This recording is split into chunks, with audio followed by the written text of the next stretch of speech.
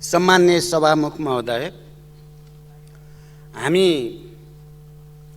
देशको एउटा विशिष्ट ऐतिहासिक सन्दर्भमा सरकारको नीति कार्यक्रमबारे छलफल गर्दैछौँ।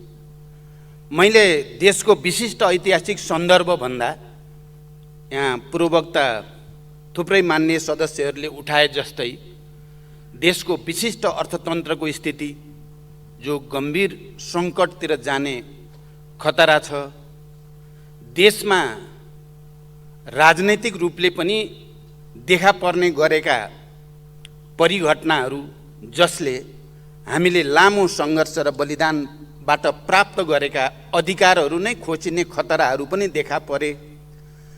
त्यस अर्थमा पनि विशिष्ट सन्दर्भ छ। कोभिड-19 को कारणले सामाजिक जीवनका, राजनीतिक जीवनका र आर्थिक जीवनमा जे जस्तो असर पर्यो त्यो असरलाई न्यूनीकरण गर्ने एउटा विशिष्ट सन्दर्भ पनि छ। र अर्को, हामीले संविधान सभाबाट सङ्घीय लोकतान्त्रिक गणतन्त्रको संविधान बनाएपछिको दोस्रो निर्वाचन प्रक्रियामा हामी सामेल छौँ। यस अर्थमा पनि हामी विशिष्ट सन्दर्भमै छौँ र सरकारको यो नीति कार्यक्रम पनि यही विशिष्टताको बीचमा नै यहाँ प्रस्तुत भएको छ।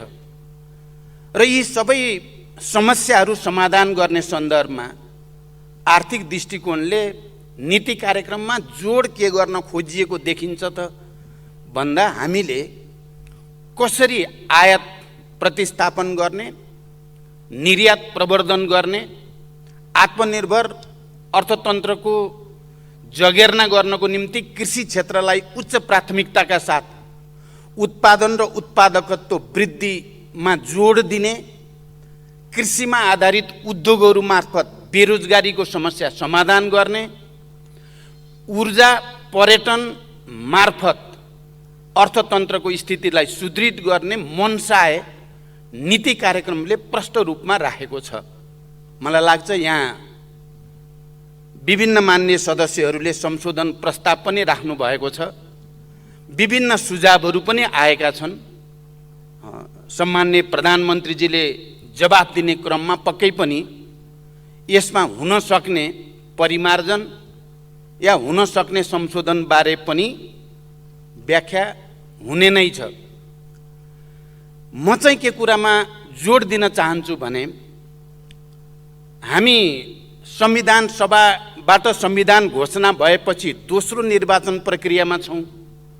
भर्खरै स्थानीय तहको निर्वाचन सम्पन्न भएको छ र यस्तो बेलामा यो संविधान निर्वाचन सम्पन्न भयो जुन बेला हामी संविधान सभाबाट बनेको संविधान कार्यान्वयनको प्रक्रियामा नै हामी दुर्घटनामा पर्ने हौँ कि भन्ने एउटा गम्भीर परिस्थिति बन्यो। गत साल हामीले जे भोग्यौँ, हामीले जसरी संविधानको रक्षाको निम्ति, लोकतन्त्रको रक्षाको निम्ति, राष्ट्रियताको रक्षाको निम्ति भनेर फेरि एकचोटि सडकमा जानुपर्ने परिस्थिति बन्यो। हामी सबैले त्यो अनुभवबाट, त्यो तितो यथार्थबाट गुज्रेका छौँ। मलाई के लाग्छ भने आजको दिनमा हामी जस्तो परिस्थितिमा सरकारको बारेमा, नीति कार्यक्रमको बारेमा, बजेटको बारेमा छलफल गर्दैछौँ र देश धेरै तरिकाले अप्ठ्यारोमा छ, सङ्कटमा छ, सङ्कटतिर जाँदैछ भनेर हामीले भनिरहेका छौँ। मलाई फेरि एकचोटि हामी शान्ति प्रक्रियालाई टुङ्ग्याउँदै गर्दा या शान्ति सम्झौता गर्दै गर्दा र देशलाई एउटा नयाँ राजनैतिक प्रणाली मार्फत विकास र समृद्धिको नयाँ युगतिर लैजाने परिकल्पना र सपना देख्दै गर्दा हामीले राजनैतिक तहमा जुन एकता र समझदारीको वातावरण बनाएका थियौँ, मलाई लाग्छ आज देशमा उत्पन्न समस्याहरूको समाधानको निम्ति पनि राजनीतिक नेतृत्वको तर्फबाट, राजनीतिक दलहरूको तर्फबाट त्यसै प्रकृतिको एकता, सहमति र समझदारी बनाउन जोड गर्नुपर्ने आवश्यकता छ। आज अर्थतन्त्रमा देखा परेका समस्याहरू या दलहरूभित्र देखा परेका समस्याहरू या दलहरू दलहरूका बीचमा पनि देखा परेका समस्याहरू समाधान एकमुष्ट रूपमा गर्नको लागि हामीले एकचोटि फेरि राष्ट्रिय सहमति र समझदारीतिर जानुपर्ने हो। आवश्यकता आज त्यस्तो छ। हामीले कसैले एकले अर्कालाई दोषारोपण मात्रै गरेर समस्याको समाधान हुने स्थिति छैन। जसरी हिजो गम्भीर प्रकृतिका समस्याहरू पनि हामीले संवाद, सहकार्य र एकताको माध्यमबाट समाधान गर्दै अगाडि बढेका थियौँ, आज पनि देशलाई फेरि एकचोटि राजनैतिक समझदारी सहमतिको आवश्यकता छ। देशको अगाडि देखा परेका समस्या समाधान गर्नको निम्ति साझा प्रयास, साझा सङ्कल्प, साझा प्रतिबद्धताको आवश्यकता देखिएको छ। तर हामी यो नीति कार्यक्रममाथि छलफल गर्दै गर्दा अस्तिदेखि यहाँ जस्तो सिनेरियो या आलोचना प्रतिआलोचना घोचपेचको जो परिस्थिति देखा पर्यो भन्न त हामी सबैले देश सङ्कटमा छ, अप्ठ्यारोमा छ भनिराखेका छौँ र हामीले यसको समाधान गरेर जानु छ पनि भनिराखेका छौँ। तर हाम्रो छलफल गर्ने तरिका, एकले अर्कालाई घोचपेच गर्ने तरिका चाहिँ फेरि परम्परागत भन्दा नयाँ हुन सकेको छैन।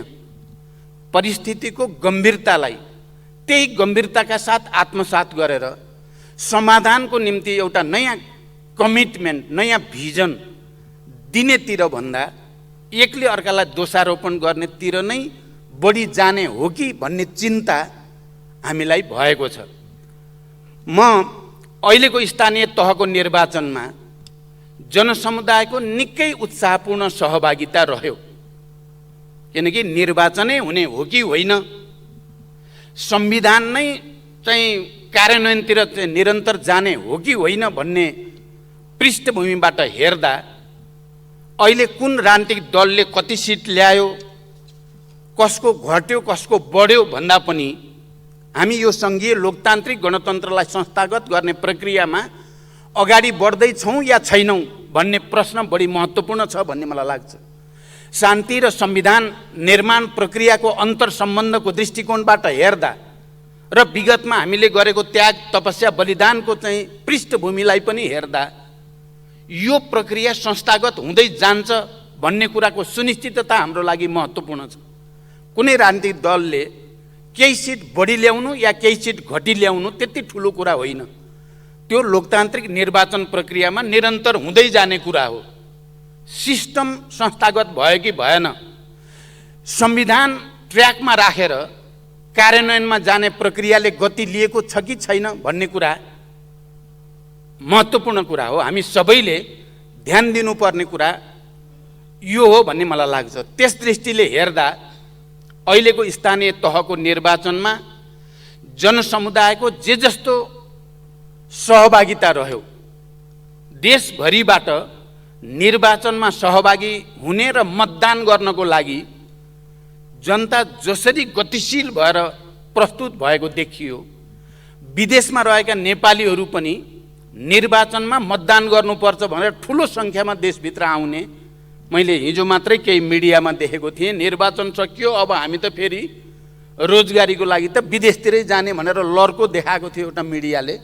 जे भए पनि विदेशमा रहेका नेपालीहरू पनि नेपालको यो प्रक्रियामा, यो निर्वाचन प्रक्रियामा सहभागी हुन जसरी उत्साहको साथ आउने काम भयो, सबभन्दा पहिला म ती सम्पूर्ण मतदाता सबै जनसमुदायप्रति हार्दिक बधाई भन्न चाहन्छु र उहाँहरूप्रति आभार व्यक्त गर्न चाहन्छु। किनकि यो निर्वाचन हुन त स्थानीय तहको निर्वाचन हो, हामी अब प्रदेश र सङ्घको निर्वाचनतिर अगाडि बढ्दैछौँ।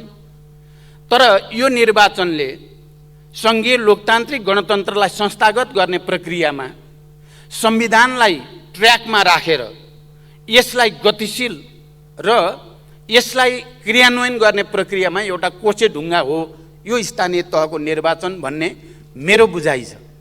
यस अर्थमा यो निर्वाचनले एउटा बलियो सन्देश ती सबै तत्त्वहरूलाई दिएको छ जसले यो संविधानलाई कुनै न कुनै रूपले मिच्न चाहने, यो संविधानलाई कमजोर पार्ने या यो संविधान उल्ट्याउन चाहने प्रवृत्ति र तत्त्वहरूको निम्ति जनताले आफ्नै व्यवहारद्वारा, निर्वाचनको प्रक्रियाद्वारा राम्रो जवाफ दिएको छ। हामीले हिजो संविधान, लोकतन्त्र र राष्ट्रको हितमा भनेर झन्डै झन्डै दुर्घटनामा जान लागेको संविधान र यो सङ्घीय लोकतान्त्रिक गणतन्त्रलाई ट्र्याकमा ल्याउन सिङ्गै नेपाली समाज नै एकचोटि एकताबद्ध भएको अनुभव हामीले गरेका छौँ। अहिले निर्वाचन प्रक्रिया मार्फत नेपाली जनताले लामो सङ्घर्ष र बलिदानपछि प्राप्त भएको यो संविधानलाई क्रियान्वयन गर्नको लागि, यसलाई व्यवहारमा उतार्नको लागि जुन किसिमको तत्परता, जुन उत्साह, जुन गम्भीरता प्रदर्शन गर्यो, यसले अब यो परिवर्तन जो हामीले झन्डै 70 वर्ष लामो सङ्घर्ष, ती सशस्त्र पनि शान्तिपूर्ण पनि सबै खालका सङ्घर्षहरूबाट प्राप्त भएको छ, यो अब दीर्घकालसम्म अगाडि जान्छ। यसलाई जनताले यसको रक्षा गर्छ, जनताले यसलाई संरक्षण गर्छ र कार्यान्वयनको प्रक्रियामा अगाडि लान्छ भन्ने कुरा पनि स्थानीय तहको निर्वाचन मार्फत राम्रोसँग प्रमाणित भएको छ। यस अर्थमा ती सबै राजनीतिक दलहरू पनि, सबै नागरिक समाज र सबै सङ्घ संस्थाहरू जसले यो निर्वाचनलाई सफल पार्नको लागि भूमिका खेले, ती सबै पनि धन्यवादको पात्र छन्। हामी सबैले निर्वाचनमा सक्रियतापूर्वक सहभागी भयौँ। मेरो विचारमा पहिलोचोटि सङ्घीय लोकतान्त्रिक गणतन्त्र अन्तर्गत स्थानीय तहको निर्वाचन एकैसाथ देशैभरि गऱ्यौँ। हामीले 753 स्थानमा एकैचोटि निर्वाचन गरेको यो पहिलो पटक हो। अघिल्लो पटकको परिस्थितिमा हामीले चरणबद्ध निर्वाचन गरेका थियौँ। एकैचोटि निर्वाचन गर्ने कुरा पक्कै पनि च्यालेन्जिङ त थियो, चुनौतीपूर्ण त थियो, तर फेरि पनि यो सफल भएको छ। यो आधारभूत रूपमा र मूलभूत रूपमा सफल भएको छ र जनताले यसलाई सफल बनाएको छ। र यसलाई सफल बनाउनको लागि सरकार, राजनीतिक दल, विभिन्न सरकारी सुरक्षा निकाय सबैको भूमिका पनि धेरै महत्त्वपूर्ण रह्यो भन्ने मलाई लाग्छ। छिटपुट घटनाहरू भए, छिटपुट घटनाहरू जुन भएका छन्, यहाँ हुन त अलि अतिरञ्जित ढङ्गले पनि केही मान्य सदस्यहरूले कुरा राख्नुभयो। अझ मुख्य रूपमा प्रतिपक्षी दलको नेताले त मानौ यो निर्वाचन सफलै भएन, यहाँ सम्पूर्ण रूपले आतङ्क मच्चाइयो या दमन गरियो भन्ने किसिमले व्याख्या गर्नुभयो। मलाई अहिले धेरै कुरा चाहिँ त्यसको खण्डन आलोचनातिर जानु त छैन। मैले नबुझेको कुरा के भएको छ प्रतिपक्षी दलको नेताको कुरा भने, उहाँले पार्टीभित्र र सार्वजनिक रूपमा पनि एउटा मूल्याङ्कन आयो, निर्वाचनमा आफ्नो स्थिति कमजोर किन भयो भन्ने कुराको एउटा संश्लेषण आयो। लज्जास्पद अन्तर्घातका कारणले हामीले धेरै ठाउँमा पराजय भोग्न पर्यो। मैले नबुझेको कुरा के छ भने, त्यो लज्जास्पद अन्तर्घात मुख्य कारण हो कि सरकारले गर्यो भनेर यहाँ भनिएको, सदनमा भनिएको कुरा मुख्य हो, कुन कुरा प्रमुख हो, आफै भित्रको अन्तर्घात भित्र खोज्ने कुरा मुख्य हो या सरकारले गरेको, लिएको नीति र गरेको क्रियाकलाप मुख्य हो, त्यो चाहिँ प्रष्ट भएको देखिएन। मेरो विचारमा अहिलेको परिस्थितिमा जुन उत्साहको साथ यो निर्वाचन सम्पन्न भएको छ, यहाँ केही कमी कमजोरी भएका छन् भने हामी सबैले आत्मसमीक्षा गर्नै पर्दछ। सबै राजनीतिक दलहरूले आफ्नो ठाउँबाट पनि आत्मसमीक्षा गर्न जरुरी छ। सरकारले पनि आफ्नो ठाउँबाट यो निर्वाचनमा कहीँ कतै कमी कमजोरी भएका छन् भने त्यसको पनि आत्मसमीक्षा गरेर आउने दिनमा त्यसलाई करेक्सन गर्नेतिर हामीले प्रतिबद्धता त देखाउनै पर्छ। तर मूलभूत रूपमा सफल भएको, हामी सबै सहभागी भएको, मतगणना हुँदै जाँदा, मत परिणाम निक्लिँदै जाँदा आफ्नो पक्षमा नदेखिएपछि अनि सरकारमाथि घारे हात लगाउने तरिका चाहिँ बिल्कुल बेठिक छ भन्ने मेरो बुझाइ छ। यदि त्यसो हुन्थ्यो भने हामीले समयमा त्यो कुरा किन उठाएनौँ भने मतदान भयो, सम्पन्न भयो, हामी सबैले मतदातालाई धन्यवाद पनि दियौँ, बडो राम्रो भयो भन्ने महसुस पनि गऱ्यौँ। मतगणना हामीले कुनै इलेक्ट्रोनिक साधन त प्रयोग गरेको होइन, म्यानुअल किसिमले अहिलेको परिस्थितिमा मतगणना गर्न ढिलो हुँदै जाँदा परिणाम अनुकूल नदेखेपछि एकले अर्कालाई दोषारोपण गर्नु बिल्कुल बेठिक छ। म यो कुरा पनि भन्न चाहन्छु। अब मैले धेरै लामो व्याख्या गर्नु त छैन। यो देशमा संविधान सभाबाट संविधान बनिसकेपछि देशमा राजनीतिक स्थायित्वको परिस्थिति बनोस् र देशले विकासमा एउटा नयाँ गति लिन सकोस्, समृद्धिको एउटा नयाँ यात्रातिर जान सकोस् भनेर नै हामीले हिजो एउटा ठुलो प्रयोगको रूपमा वाम गठबन्धन गऱ्यौँ। वाम गठबन्धन मात्रै होइन, हामीले एउटै कम्युनिस्ट पार्टी बनाउने पहल कदमी पनि लियौँ। हामी सबैलाई थाहा भएकै कुरा हो।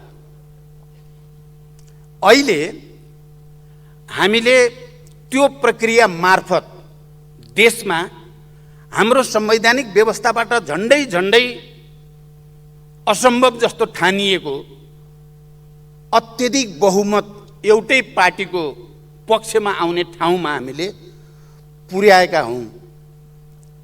तर हामीले त्यो झन्डै 2/3 बहुमतमा पुगेको सरकार र पार्टी के कारणले बचाउन सकेनौँ, यसको समीक्षा त इतिहासमा हुँदै नै जानेछ। यहाँ अस्ति प्रतिपक्षी दलको नेताले भन्नुभयो, मलाई बडो नमिठो पनि लाग्यो, अनौठो पनि लाग्यो। उहाँले भन्नुभयो, हामी कसैको बैशाखी टेकेर चाहिँ हिँड्नेमा हामी छैनौँ भन्नुभयो उहाँले।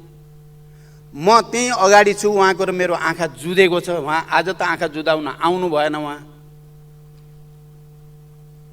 उहाँले भन्नुभयो बैशाखी टेक्ने छ। मेरो अगाडि कम्तीमा पनि जसको सहयोगमा उहाँ 2 चोटि प्रधानमन्त्री बन्नुभयो, यो बैशाखी हो कि सहयोग हो? म पूर्व प्रधानमन्त्री, अहिले एमाले, त्यति बेला त एमालेको त उहाँ सरकारको नेतृत्व हुनु थिएन। उहाँले पटक पटक आफ्नो नेतृत्वलाई एमालेको बनाउन खोज्नुभयो। के यो तथ्यसँग मेल खान्छ? उहाँले हिजो पाएको भोट पनि एमाले मात्रैको होइन, त्यहाँ नेकपा माओवादीको पनि भोट हो। उहाँको सरकार पनि एमालेको सरकार होइन, त्यो नेकपाको सरकार हो। तपाईँ त्यो भोटलाई र मतलाई कसरी छुट्याउन सक्नुहुन्छ? अनि यो स्वयं जालसाजीपूर्ण कुरा भएन र? अनि यो परिस्थिति कसरी पैदा भयो? यो परिस्थिति कसले पैदा गर्यो? मलाई अर्को कुरा, बडो दुःख लाग्ने कुरा के भएको छ भने अस्ति नै पनि यही गरिमामय सदनमा सभामुख महोदय शान्ति प्रक्रियाको बारेमा बडो नमिठोसँग घोचपेच गरियो। लडाईँ जित्न नसकेर आएका हामी होइनौँ भन्ने किसिमले शान्ति सम्झौतालाई अपमानित गर्ने, त्यसलाई घृणा फैलाउने ढङ्गले भनियो र मैले यही रोस्टमबाट त्यसको खण्डन गर्न परेको थियो। हिजो फेरि अस्ति प्रतिपक्षी दलको नेताले नै शान्ति सम्झौतालाई र शान्ति प्रक्रियालाई अपमान हुने ढङ्गले उहाँले बोरामा मान्छे हालेको कुरा गर्नुभयो, जनतालाई धम्क्याएको कुरा गर्नुभयो। मैले यो विषय अलि गम्भीर ठानेको छु। म यो गरिमामय सदनको ध्यान गम्भीर रूपले आकर्षित गर्न चाहन्छु। हामी अहिले जसरी यहाँ उपस्थित छौँ त्यो शान्ति सम्झौता मार्फत छौँ। हामी जुन सिस्टममा छौँ त्यो शान्ति प्रक्रिया र संविधान सभा मार्फत छौँ हामी यहाँ। र हामी सबैले 12 बुँदे समझदारी हुँदै शान्ति सम्झौतामा यही हलमा बसेर, यो ऐतिहासिक सम्झौता भनेको होइन, 12 बुँदे समझदारी बनाउँदा तात्कालीन नेकपा माओवादीसँग कुराकानी गरेर संविधान सभा र शान्ति सम्झौताको कुरा गर्ने र शान्ति प्रक्रियालाई सकारात्मक ढङ्गले टुङ्ग्याएर सङ्घीय लोकतान्त्रिक गणतन्त्रसम्म जाने कुरा गर्ने साथीहरूले आज आएर हिजोका कुरा, जबकि हामी एउटा संविधानमा सर्वसम्मत ढङ्गले आइसकेका छौँ, हामी एउटा प्रक्रिया र प्रणालीमा केन्द्रित भएर अगाडि जान खोजिरहेका छौँ, फेरि त्यो कुरा किन उठाइएको छ? मैले यदि शान्ति सम्झौतालाई अपमानित गर्ने, यो सङ्घीय लोकतान्त्रिक गणतन्त्रलाई अपमानित गर्ने प्रवृत्तिका साथीहरूलाई, तपाईहरू टाउको काट्ने मान्छे होइन, तपाईहरू हत्याराको रूपमा जेल बसेको होइन भने के हुन्छ? त्यो भन्नु जायज हुन्छ? मलाई लाग्छ त्यो भन्नु बिल्कुल जायज हुँदैन। अहिले परिस्थिति नितान्त भिन्न भइसकेको छ। हामीले ती कुरालाई पटक पटक एकले अर्कालाई अपमानित गर्ने ढङ्गले, एकले अर्कालाई निषेध गर्ने ढङ्गले लियौँ भने हामी यो सिस्टम र यो सिस्टम मार्फत नेपाली जनतालाई हामीले जे दिन खोजेका छौँ त्यो दिन सकिने छैन।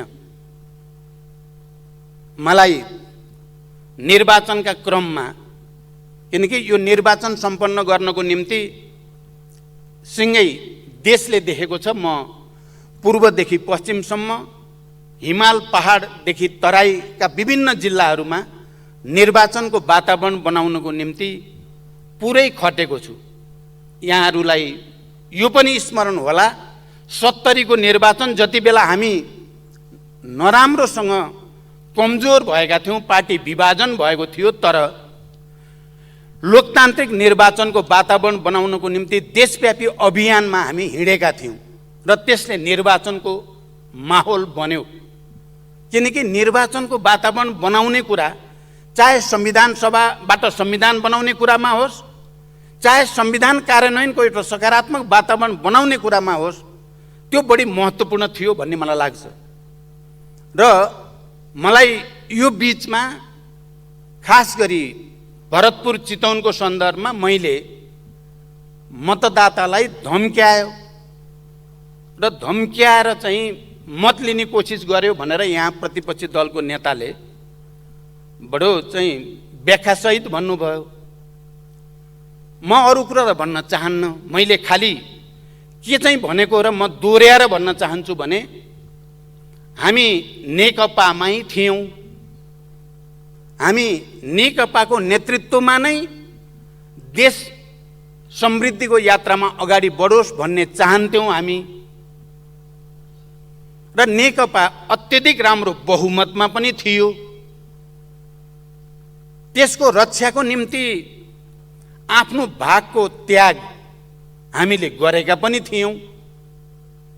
तर पार्टीभित्र र सरकारको तर्फबाट गरिएका जनविरोधी कामहरूको आलोचना जब पार्टीभित्र हुन थाल्यो, अहिले त यो नीति कार्यक्रम गठबन्धन सरकारको नीति कार्यक्रमको रूपमा यहाँ प्रस्तुत छ, त्यति बेला नेकपाको एक्लै पार्टीको नीति कार्यक्रम र बजेट प्रस्तुत हुँदा त्यो बजेट हामीले निर्वाचनको बेलामा घोषणापत्रमा जे कुरा भनेको त्यसको ठिक उल्टो आयो भनेर नेकपाकै सांसदले बोल्नुपर्ने स्थिति हिजो बनेको होइन। कसको कारणले त्यस्तो भयो? हामीले जनताको अगाडि घोषणापत्रमा जे भन्यौँ, नीति कार्यक्रम ल्याउँदा सरकारको तर्फबाट न कहीँ छलफल न कहीँ बहसको परिस्थितिबाट हामी गुज्रेको होइन। अनि बजेट आउँदा यो बजेट जनताको पक्षमा छैन भनेर यहाँ हामी नेकपाका त्यति बेलाका माननीय सदस्यहरूले निकै चर्को आलोचना गर्दा प्रतिपक्षमा रहेको नेपाली कङ्ग्रेसले भनेको म अहिले पनि सम्झिराखेको छु। यो त बडो विचित्र भयो, सत्ता पक्ष पनि नेकपै भयो, प्रतिपक्ष पनि नेकपै भयो। हामीले भन्नुपर्ने कुरा जति सबै नेकपाकै मान्य सदस्यले भन्ने परिस्थिति बन्यो भनेको म अहिले पनि हिजो जस्तै सम्झिराखेकै छु। हामीले के गर्यौँ? हामीले घोषणापत्र अनुसार काम गर्यौँ। हामीले राष्ट्र र जनताको आवश्यकता अनुसार सम्बोधन गर्ने काम गर्यौँ। जब त्यसबारे पार्टीभित्र बहस भयो, विवाद भयो र पार्टीभित्र अत्यधिक बहुमत सदस्यद्वारा त्यसको आलोचना हुन थाल्यो, विरोध हुन थाल्यो, अनि सदन विघटन गरिएको होइन। के त्यसरी सदन विघटन गर्ने अधिकार संविधानले दिएको छ? कुनै पनि लोकतान्त्रिक प्रणालीमा पार्टीभित्र भएको विवादको विषयलाई लिएर एउटा सार्वभौम संसदलाई विघटन गर्ने, अपराध गर्ने छुट कसैलाई दिन्छ लोकतन्त्रभित्र? त्यो काम नेपालमा भएको होइन। त्यो मैले अहिले विश्लेषण गरेर भनेको पनि होइन। त्यो स्वयं प्रतिपक्ष, अहिलेको प्रतिपक्षी दलको नेताले सार्वजनिक रूपमा भन्नुभएको छ। किन विघटन गरियो भन्दा मलाई पार्टीभित्र काम गर्न दिइएन। पार्टीभित्रको समस्या समाधान गर्ने पार्टीको विधि छ, पद्धति छ, त्यसलाई छोडेर अनि जनताद्वारा निर्वाचित संविधानले दिँदै नदिएको अधिकार प्रयोग गरेर पटक पटक विघटन गर्दा देश सङ्कटमा गएको होइन। मैले त सोचेको थिएँ अब धेरै भयो, पार्टीभित्र विवादको कारणले पटक पटक संसद विघटन भयो, देश नै राजनीतिक दुर्घटनामा जाने हो कि भन्ने खतरा पैदा भयो। त्यसका विरुद्ध जनतालाई अपिल गरियो। त्यही प्रक्रियामा हाम्रो पार्टी अदालतबाट फेरि दुईटा भयो। दुईटा भइसकेपछि पनि फेरि संसद विघटन भयो र त्यो विघटनका विरुद्ध फेरि सङ्घर्ष गर्नुपर्ने आवश्यकता भयो। र त्यही राष्ट्रिय राजनीतिक दुर्घटनाबाट संविधानलाई, देशलाई बचाउने सन्दर्भमा यो गठबन्धनको जन्म भयो। यदि तत्कालीन नेकपा भित्र चलेको बहसलाई विधिसम्मत तरिकाले चलाइएको भए पार्टी विभाजन हुनुपर्ने स्थिति पनि थिएन, संसद विघटन गर्नुपर्ने स्थिति पनि थिएन। बडो गलत तरिकाले विघटन गर्ने र पार्टीभित्रको लडाईँको चाहिँ सबै दुःख जनतालाई दिने, संविधानलाई दिने भएपछि यो जन्मियो। मैले चितवनको एउटा सभामा बोल्दा भनेको यति नै हो, किनकि राष्ट्रिय राजनीतिक दुर्घटनामा जान लाग्यो। त्यो दुर्घटनाबाट संविधान बचाउनको लागि, राष्ट्र बचाउनको लागि र लोकतन्त्र बचाउनको लागि हामीले गठबन्धन गरेको हो। यदि यो गठबन्धन हुँदैन थियो भने देश दुर्घटनामा पर्ने खतरा थियो। अहिले पनि यो गठबन्धन टुट्यो, यो गठबन्धन कमजोर भयो भने देश दुर्घटनामा जाने खतरा अहिले पनि छ। किनभने यो संविधान विरोधीसँग हाम्रो अहिले प्रतिपक्षी दलको नेताले एमाले भन्ने गर्नुहुन्छ। म चाहिँ के भन्छु भने यहाँ दुईटा गठबन्धन छन्, दुईटा विचार छन्, दुईटा प्रवृत्ति छन्। उहाँ पनि गठबन्धनमै हुनुहुन्छ। उहाँले दुईटै राप्रपासँग गठबन्धन गर्नुभएकै छ, उहाँले अर्को चाहिँसँग पनि गठबन्धन गर्नुभएकै छ। कहिलेकाहीँ त हामी 5 दलीय गठबन्धन, उहाँ चाहिँ 9 दलीय गठबन्धन भनेर पनि आउने गरेकै हो। गठबन्धन त गठबन्धनै छन्। तर कुन गठबन्धन अगाडि जाने उद्देश्यका साथ छ, संविधान, लोकतन्त्र, गणतन्त्र, संहिताको रक्षाको निम्ति छ, कसले त्यसलाई कमजोर पार्ने उद्देश्यद्वारा प्रेरित छ, सवाल त्यहाँनिर हो। यी दुईटा गठबन्धन त बने। मैले भने यो गठबन्धन कमजोर भयो भने फेरि पनि अहिले त यो राम्रो कुरा भयो, सदन अवरोध हट्यो, हामीले मजाले छलफल गर्न पायौँ नीति कार्यक्रममाथि, बजेटमाथि। यसको लागि त म प्रतिपक्षलाई धन्यवाद नै भन्न चाहन्छु। तर अस्तिसम्म यो सदनलाई अवरोध गरिरहेको परिस्थितिमा र गठबन्धनको जस्तो ढाँचा काँचा तपाईहरुले बनाउनु भयो प्रतिपक्षको तर्फबाट। त्यो ढाँचा काँचा हेर्दा हामीले यो भन्नै पर्थ्यो जनतालाई, यदि यो हाम्रो गठबन्धन कमजोर भयो भने देश फेरि पनि दुर्घटनामा जान सक्छ। त्यसैले गठबन्धनलाई बलियो बनाउन अपिल गर्ने कुरा र जनतालाई त्यसको निम्ति सावधानी गराउने कुरा कहीं धम्की हुन्छ र? जनतालाई सतर्क गराउन र जनतालाई अपिल गर्ने कुरा त्यो कसरी त्यस्तो हुन सक्छ? र मलाई अर्को अनौठो के लागेको छ भने उहाँले प्रतिपक्षी दलको नेताको हैसियतले भन्नुभयो चितवनको जनताले त्यही धम्क्याएको भएर नै भोट धेरै दिएको जस्तो कुरा गर्नुभयो उहाँले। मतदाता प्रति यो भन्दा ठुलो अपमान के हुन्छ? के जनता धम्क्याएको भरमा भोट दिने हो? मलाई त यो अभिव्यक्तिले चितवनको जनताको अपमान भएको, त्यहाँका मतदाताको र देशैभरिका मतदाताको पनि अपमान भएको मैले ठानेको छु। यो त तथ्य नै हो। देश राजनीतिक दुर्घटनामा जाने खतरा थियो। त्यो खतराबाट बचाउन हामी जनताको बीचमा गएकै हो र त्यो कुरा गलत छ, संविधान विपरीत छ भन्ने कुरा सम्मानित सर्वोच्च अदालतले पनि पटक पटक फैसला गरेकै छ। मैले त सोचेको थिएँ यतिका धेरै भइसक्यो, हाम्रो प्रतिपक्षी दलको नेता जसलाई मैले नै सहयोग गरेर माओवादी केन्द्रकै सहयोगमा प्रधानमन्त्री हुनुभयो, उहाँ एक्लै भएको छु भन्ने ठान्नु भएको छ भने त्यो भ्रम हटाइदिनुहोस्। तपाईँ एक्लै प्रधानमन्त्री हुनुभएकै छैन। पहिलोचोटि पनि माओवादी केन्द्रको तपाईँको भाषामा बैशाखी टेकेर हुनुभयो हो। दोस्रो पटक हाम्रो पनि भोट लिएर हुनुभयो हो। अब भएर देखाउनुहोस् त, अबको चुनावबाट देखाउनुहोस्, तपाईँलाई मानिन्छ, तपाईँ एमालेको प्रधानमन्त्री हुनु होला। अन्यथा मैले त सोच्थेँ उहाँ हुँदो खाँदाको 2/3 बहुमतको सरकार, बालुवाटारमा उहाँले त अलि दीर्घकालीन ढङ्गले नै त्यहाँ रहन्छु भनेर तयारी पनि गर्नुभएको थियो। सरकार गयो, बालकोट जान पर्यो, फेरि असमयमै आफ्नै सरकार ढलाएर आफ्नै पार्टी फुटाएर।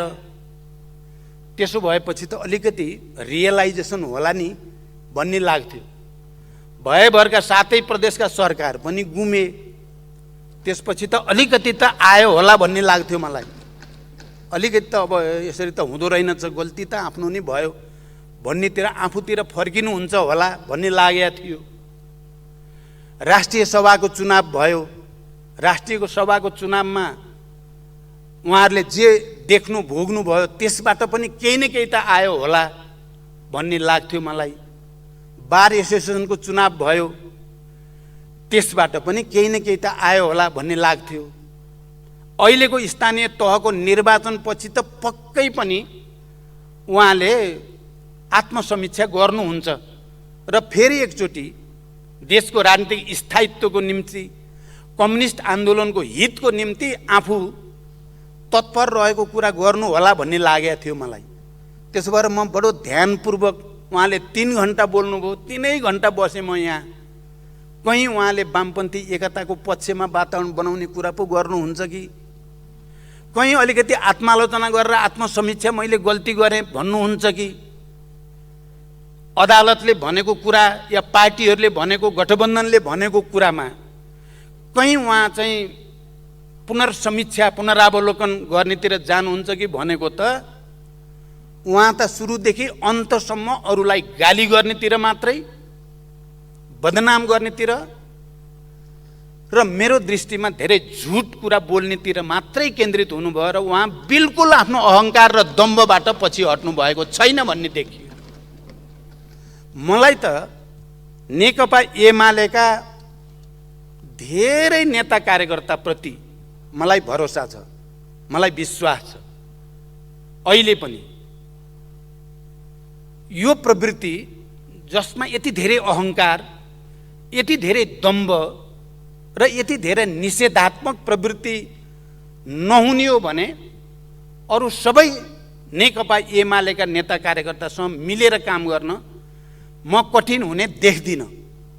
तर यो प्रवृत्ति यति हुँदा पनि अझै अझै उहाँले जसरी घोचपेच गर्नुभयो, जस्ता सस्ता शब्द बाण प्रहार गर्ने कोसिस गर्नुभयो, यसले म निकै चिन्तित भएको छु। र सबै कम्युनिस्ट आन्दोलनका सबै नेता कार्यकर्ताहरू, वामपन्थी समर्थक, सम्पूर्ण जनताले गहिरो गर्ने विचार गर्नुपर्ने विषय होइन र यो आज यो परिस्थिति कसले बनायो, यसको लागि जिम्मेवार को,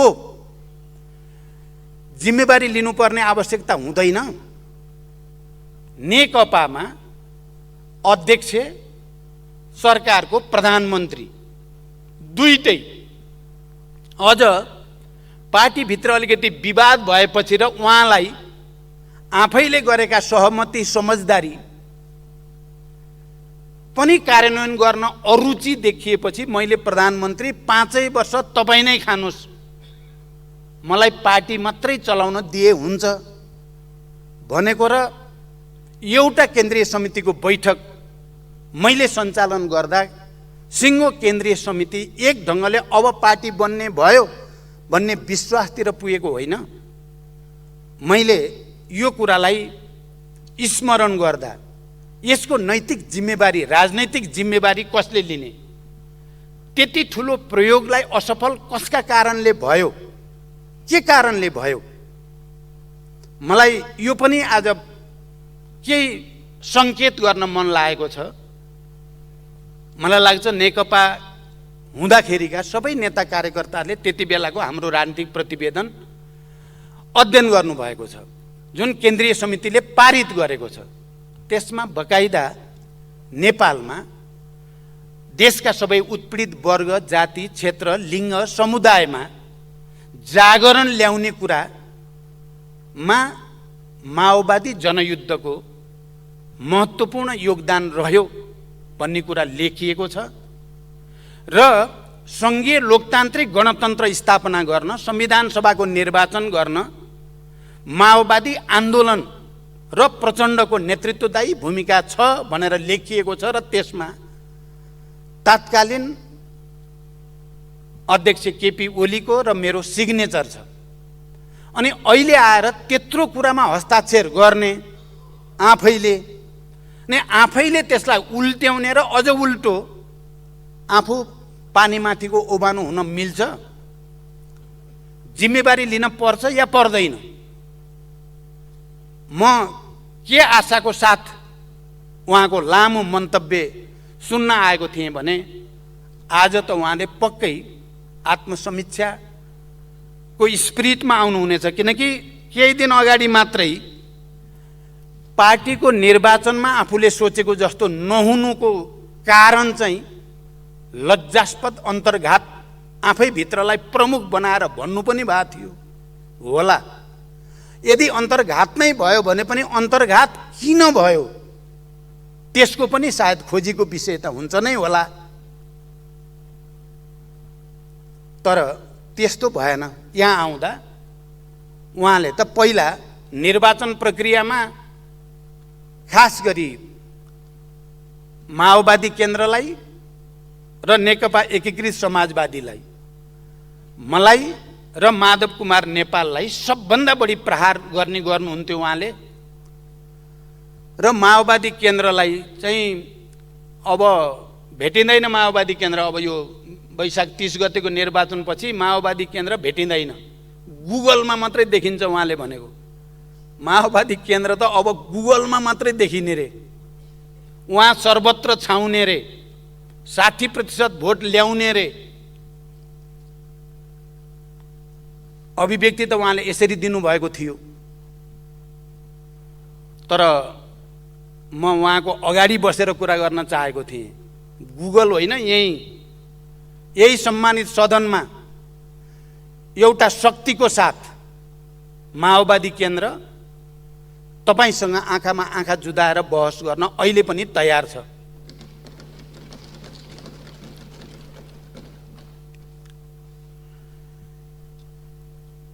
उहाँको अभिव्यक्तिमा अरू धेरै नभनिकन हेर्दा यति धेरै विरोधाभास देखियो।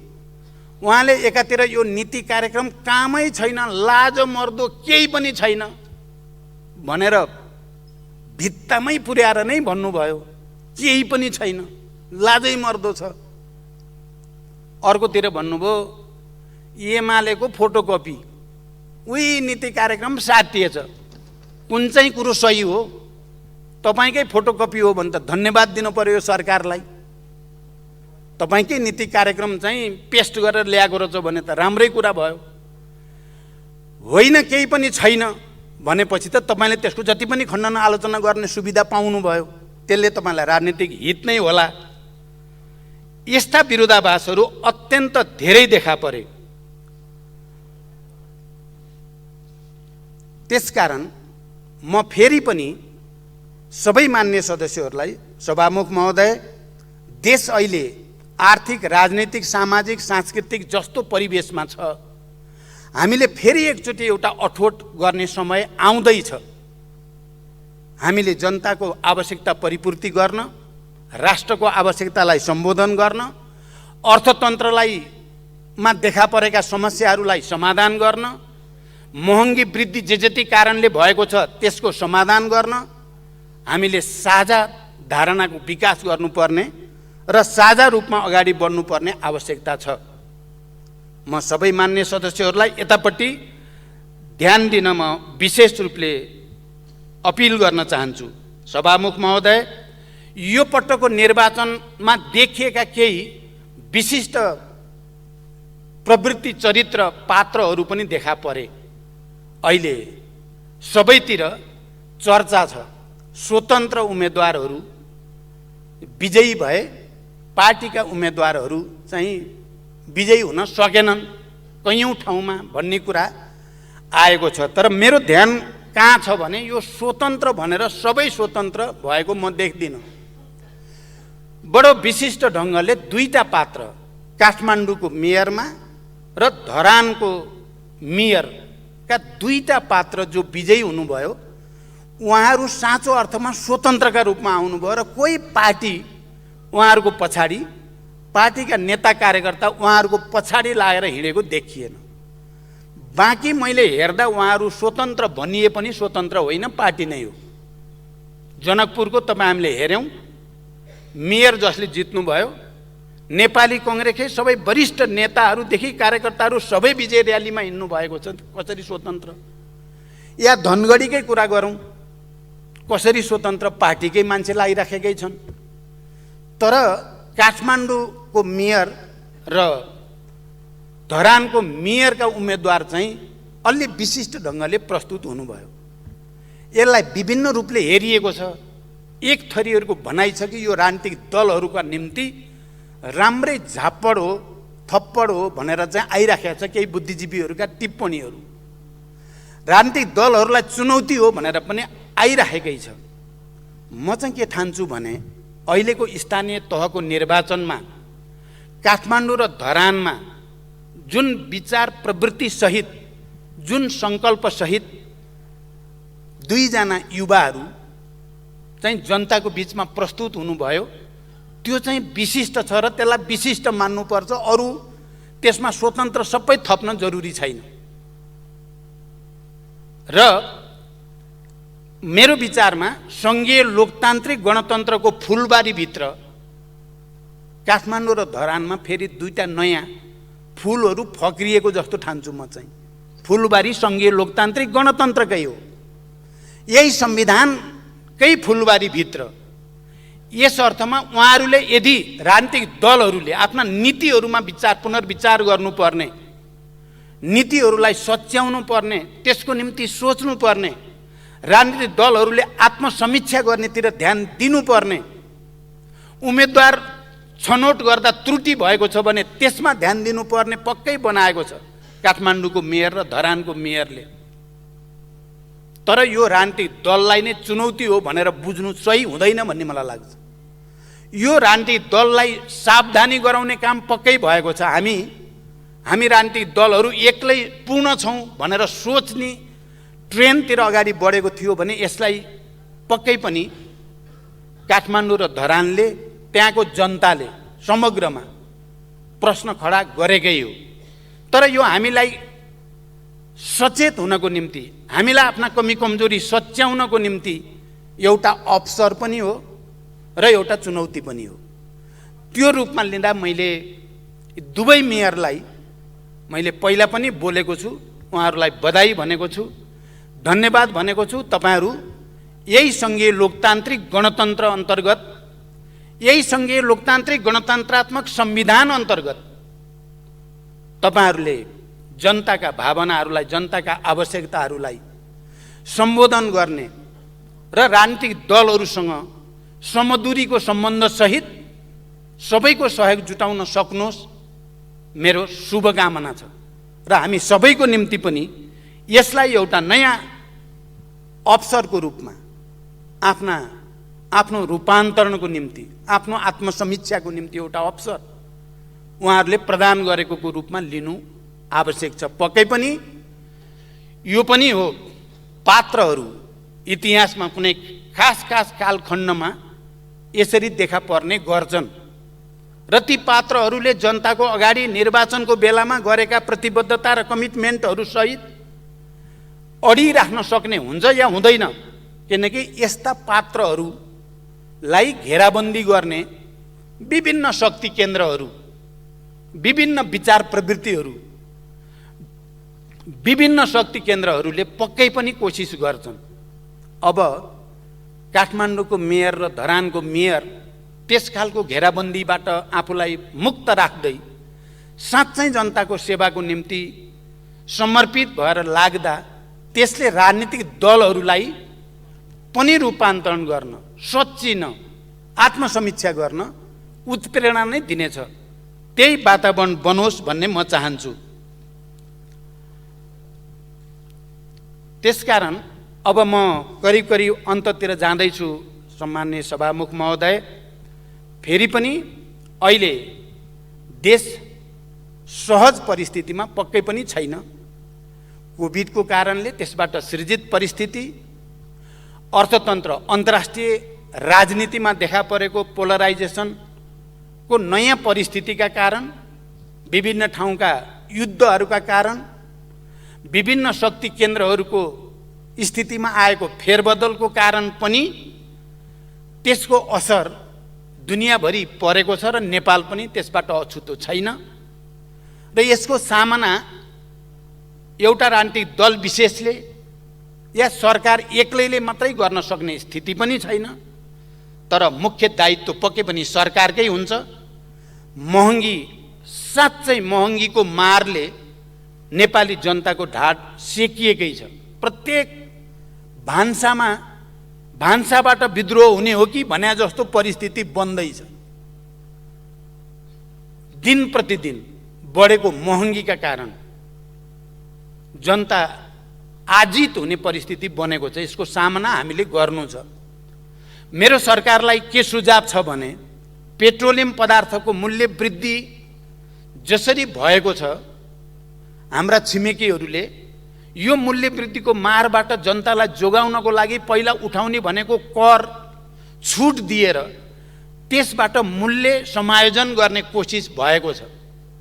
हाम्रो पनि यस अगाडि पेट्रोलियम पदार्थमा जुन कर लगाउने गरिएको छ त्यो कर हटाएर जसरी भए पनि जनतालाई राहत दिने कुरामा सरकारको ध्यान जाओस्, म गम्भीर रूपले भन्न चाहन्छु। मैले सम्माननीय प्रधानमन्त्रीलाई अस्ति मात्रै पनि भनेको छु, कर घटाएर भए पनि मूल्य वृद्धि रोक्न पर्यो। हामी यसलाई गम्भीर रूपले लिन सकेनौँ भने जनतामा असन्तुष्टि र आक्रोश झन बढ्छ र त्यसले सङ्कट झन गम्भीर हुने खतरा छ। मलाई लाग्छ सम्माननीय प्रधानमन्त्रीले यो विषयलाई गम्भीर रूपले लिनुभएको छ र यसको समाधान गर्नको निम्ति हामी अगाडि जानु छ। तत्काल त हामी फेरि प्रदेश र सङ्घको निर्वाचनतिर जाँदैछौँ। हामीलाई अहिले आवश्यकता छ हाम्रो आर्थिक नीतिमा, हाम्रो उत्पादन प्रक्रियामा, हाम्रो आत्मनिर्भर हुने प्रक्रियामा हामीले रेडिकल्ली, अलि गुणात्मक ढङ्गले नसोची हुने स्थिति छैन। तर हामी निर्वाचन वर्षमा प्रवेश गरिसकेका छौँ। हामी त्यो निर्वाचनमा त जानु नै छ। निर्वाचन प्रक्रिया सम्पन्न हुनेसँगै आउने दिनमा हामीले कृषि उत्पादनमा वृद्धि गर्नको निम्ति त्यसको व्यवसायीकरण, त्यसको यान्त्रिकीकरण, त्यसको वैज्ञानिक विधिको प्रयोगद्वारा अगाडि बढाउने काम अनि कृषिमा आधारित उद्योगहरू स्थापना गर्ने काम, भू उपयोग नीतिलाई अझ परिमार्जन र त्यसलाई कार्यान्वयन गर्ने कुरा, यो सबैमा हामीले गुणात्मक ढङ्गले सोच्न जरुरी छ। मलाई लाग्छ अहिलेको यो नीति कार्यक्रमले त्यतापट्टि सोझ्याउन बल गरेको छ। अहिले नै यो पूर्ण भएको म पनि ठान्दिनँ, यसभित्र अझ धेरै गर्न बाँकी छ। तर यसले कम्तीमा पनि हामीले प्राथमिकतामा राख्नुपर्ने क्षेत्र कृषि हो, उत्पादन वृद्धि, उत्पादकत्व वृद्धि गर्ने कुरा हो। हामीले प्राथमिकतामा राख्नुपर्ने कुरा ऊर्जा हो, उद्योग हो, पर्यटन हो, शिक्षा, स्वास्थ्य हो भन्ने कुरालाई यसले प्राथमिकता क्रम सहित राखेको हुनाले यो त्यो दिशातिर सोझिएको छ भन्ने मेरो बुझाइ छ। यो एउटा रेडिकल रिफर्म नेपाललाई चाहिएको छ, आत्मनिर्भरताको निम्ति, उत्पादन अभिवृद्धिको निम्ति, आयात प्रतिस्थापन गर्ने र निर्यात प्रवर्धन गर्ने उद्देश्यका निम्ति हामीले सामान्य रूपमा होइन, अब कयौं चिजलाई हामीले रोक लगाइदिनु पर्ने आवश्यकता देखिन्छ। यहाँ मलाई कहिलेकाहीँ नकारात्मक कुराभित्र पनि सकारात्मक परिणाम आउने गर्छ भनियो। भारतले गहुँ चिनी रोक्दैछ, गहुँ त रोकि नै सक्यो, खाद्यान्न रोकिँदैछ। यो हेर्दा त नकारात्मक कुरा देखिन्छ, तर त्यसले हामी सबैलाई खाद्यान्नमा आत्मनिर्भर हुनको निम्ति के मेहनत गर्नुपर्ने हो, के नीति बनाउनु पर्ने हो, के सङ्घर्ष गर्नुपर्ने हो त्यतातिर उत्प्रेरित पनि गर्छ। कहिलेकाहीँ सजिलै वस्तु प्राप्त हुँदा मानिसहरूले आफ्नो कर्तव्य पथबाट विचलित हुने खतरा हुन्छ।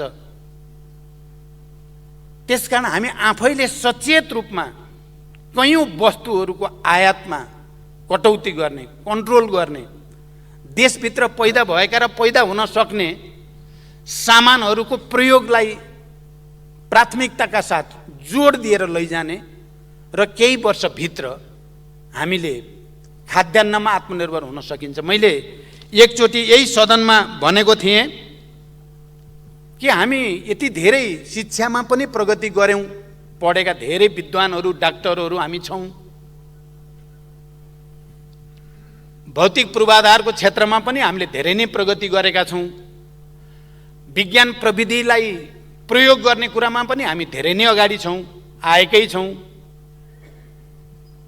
सबै क्षेत्रमा, सञ्चारको क्षेत्रमा पनि हामी धेरै माथि आइसकेका छौं। तर हाम्रो अर्थतन्त्रको स्थिति किन 50 वर्ष पहिले हामी खाद्यान्नमा आत्मनिर्भर थियौं, बरु खाद्यान्न हामी निर्यात गर्थ्यौं, धान हामी निर्यात गर्थ्यौं, अन्य अन्नबाली निर्यात गर्ने ठाउँमा थियौं। अहिले हामी परनिर्भर कसरी भयौं, खरबौंको आयात गर्नुपर्ने स्थितिमा हामी के कारणले पुग्यौं, एकचोटि गम्भीर समीक्षा गर्न जरुरी छ। मलाई विश्वास छ यो नीति कार्यक्रमले इङ्गित गरेको छ, संकेत गरेको छ हामीले अब उत्पादन वृद्धि र उत्पादकत्व वृद्धिमा आत्मनिर्भरताको निम्ति नयाँ ढङ्गले सोच्नुपर्छ भन्ने संकेत गरेको छ। हामी सबैले साझा दायित्वको रूपमा देशलाई एउटा रेडिकल रिफर्मतिर लैजाने प्रयास गर्यौं भने आउने 5 वर्षपछि हामी साँच्चै नै फेरि यो देशको मुहार फेर्न सकिन्छ, जनतामा एउटा नयाँ खुसियाली दिन सकिन्छ। हामीले यो पनि अनुभव गरेका छौं, केही समय मात्रै स्थायित्व र सबैको साझा सङ्कल्प भयो भने विकास हुन ढिलो हुँदैन भन्ने कुराको अनुभव पनि हामीले सङ्केत पाइ पनि राखेका छौं। त्यसकारण हामी सबै त्यता लागौं र अन्त्यमा जाँदै हामी केही ठूला परियोजना मार्फत देशको अर्थतन्त्रलाई अलिक गुणात्मकता दिने कोसिसमा पनि छौं। त्यस अन्तर्गत ठूला जलविद्युत परियोजनाहरू, रिजर्भयर प्रोजेक्टहरू अनि अन्तर्राष्ट्रिय विमानस्थल निजगढमा बनाउने भनेर हामीले कैयौँ वर्षदेखि मेहनत गऱ्यौँ, अरबौँ त्यसमा खर्च पनि भयो। अहिले बडो आकस्मिक जस्तो लाग्ने गरी सर्वोच्चबाट त्यहाँ चाहिँ गर्न हुँदैन भन्ने जो फैसला आयो, यो बडो मलाई अनौठो पनि अलि दुःखद पनि लागेको छ। किनकि त्यहाँ जङ्गलको जो कुरा गरिएको छ त्यहाँ जङ्गल छैन। म पनि त्यहाँ गएको छु, निरीक्षण गरेको पनि छु। तर अहिले अचानक त्यो एयरपोर्ट बनाउन त्यहाँ उचित छैन भन्ने फैसला यदि सकिन्छ भने, मेरो सुझाव के छ भने पर्यावरण अध्ययन गर्ने एउटा टिम बनाएर पर्यावरणको अध्ययन गरिकन यसलाई पुनरावलोकन गर्ने सम्भावनातिर अदालतको ध्यान जाओस् भन्ने सुझाव राख्न चाहन्छु र म मेरो भनाइ टुङ्ग्याउँछु। धन्यवाद। अभिवादन।